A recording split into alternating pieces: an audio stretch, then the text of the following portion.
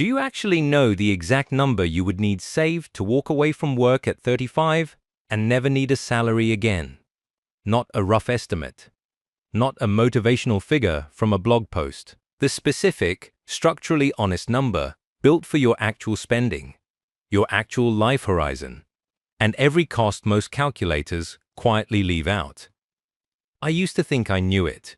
Then I ran the real calculation, and the number was 40% higher than what I had been planning toward. And here is the part that genuinely unsettled me. The standard formula almost everyone uses was never designed for a 50-year retirement. It was designed for something much shorter. There is a hidden adjustment almost nobody makes, and it changes the target entirely. By the end of this, you will know the real number, not the headline, the actual one. I had a number in my head. It felt big enough to be serious and just reachable enough to be motivating. I had built it using the most widely shared formula in personal finance, and I felt confident about it. Then I started pulling on the threads. I looked at what the research behind that formula actually assumed. I looked at what costs it did not model. And I started reading accounts from people who had hit their number, retired early, and then discovered the plan had gaps they had never anticipated. The emotion Let me give you an analogy before we get into the numbers. Imagine you're filling a tank that has to supply your entire house for 50 years. You measure how much water you use in a typical week, multiply it out, and decide how large the tank needs to be. Seems logical, but you forgot to account for evaporation. You forgot that your household will probably grow. You forgot that one unusually dry summer early on could force you to draw the tank down faster than planned, and that early drawdown permanently reduces how much is left for the decades ahead. The number you calculated was not wrong. Exactly. It was just built for a simpler version of reality than the one you are actually going to live. That is the core problem with most retire at 35 calculations. They measure the tank for a clean version of the future, not the one that actually arrives. Here is the formula almost everyone starts with. 25 times your annual expenses. That is the target the 4% rule produces. Spend $40,000 per year, save $1 million. Spend $60,000, save $1,500,000. The research behind this rule examined historical market data across 30-year periods to find a withdrawal rate that portfolios could generally sustain without running dry. And across 30-year windows, that research has held up reasonably well as a planning reference. The number that stopped me, though, was this. Retiring at 35 does not give you a 30-year horizon. It gives you a 50 to 60-year horizon. And when you extend the timeline that far, the historically supportable withdrawal rate drops to somewhere around 3.3%, which pushes the savings multiplier from 25 times expenses to closer to 30 to 33 times.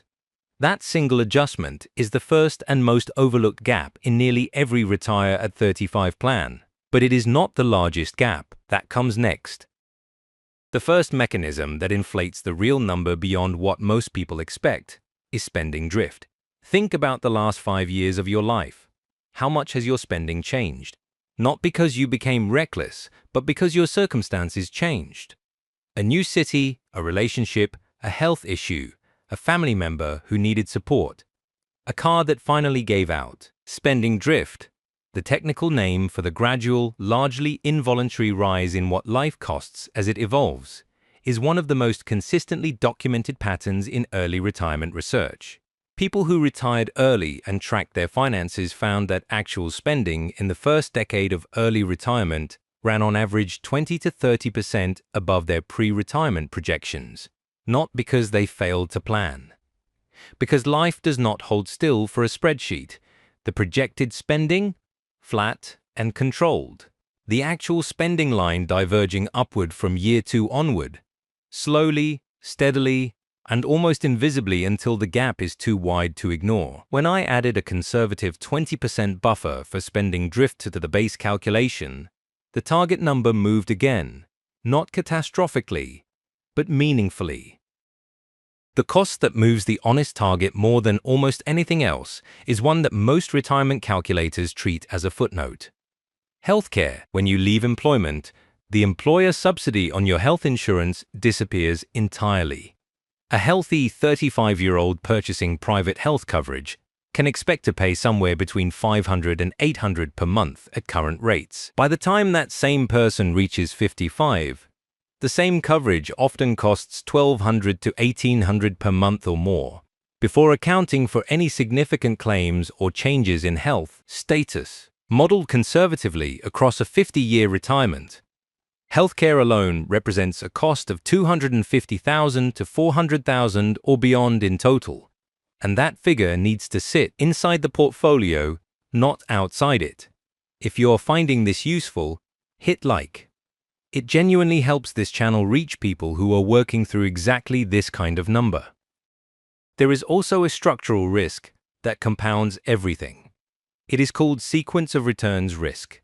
You retire at 35. In year 2, the market drops sharply. You still need to cover living expenses, so you sell investments at low prices to fund your life.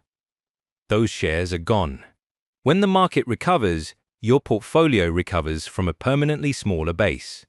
The early withdrawals during bad years do damage that good years cannot fully undo. A retiree at 65 faces this risk over 15 years. Someone retiring at 35 faces it over 50. The defense is a larger cash buffer and a more conservative initial withdrawal rate, both of which increase the required savings target further. Now let me put all of this together into the actual number. Take someone spending $50,000 per year, planning to retire at 35 with a 60-year horizon. The standard formula says $1,250,000. Adjusting the withdrawal rate for the longer horizon brings the target to $1,500,000. Adding a 20% buffer for spending drift moves it to $1,800,000. Building in a conservative healthcare reserve of $300,000 brings the total to $2,100,000. Adding a sequence of returns buffer of roughly 10% of portfolio value lands the honest, structurally complete target at approximately $2,300,000 to $2,400,000. Left. The headline number most people are planning toward, right? The full number that accounts for everything a 50 to 60-year retirement actually requires. The gap between those two bars is not a rounding error. It is the difference between a plan that holds and one that quietly fails in year 9. Here are the 3 things I want you to carry out of this. First, the 4% rule and the 25 times multiplier are starting points, not final answers. For a retirement beginning at 35, the honest multiplier is closer to 30 to 33 times expenses, reflecting the longer horizon the standard rule was never built for. Second, spending drift is real, and it is not a personal failure. Build a 20 to 25% buffer above your current projected spending into your target number from the beginning, not as an afterthought. Third, healthcare is not a footnote. For an early retiree without employer coverage, it is likely to be the second largest expense category across the full retirement horizon, and it needs to be modeled explicitly, not assumed away. The question this video started with was the exact number you need to never work again at 35. And the honest answer is it depends on your spending, your health, your life. But the structure of the calculation is now clear. For someone spending $50,000 per year, the real complete target is somewhere in the range of $2,200,000 to $2,500,000 depending on assumptions. Not $1,250,000, not even $1,500,000. The full number is larger, and now you know why. More importantly, you know what it is built from, and that means you can build toward it with open eyes rather than a formula that was designed for a different problem. The number is not meant to discourage you. It is meant to give you something worth planning for accurately. That is the number. Now you have it. The most expensive mistake in early retirement planning is not saving too little. It is planning for the wrong number in the first place.